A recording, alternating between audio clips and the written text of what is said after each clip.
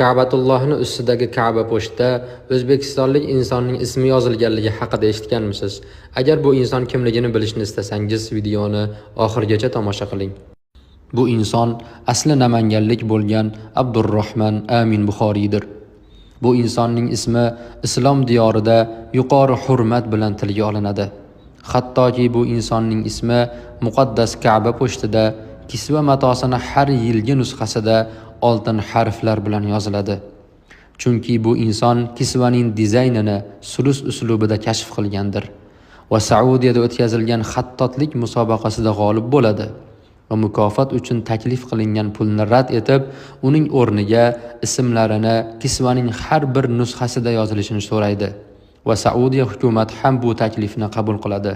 Bu inson 1990-yilda muborak 90 yoshida vafot etdi. Ammo uning ismi haligacha oltin harflar bilan bitib kelinmoqda.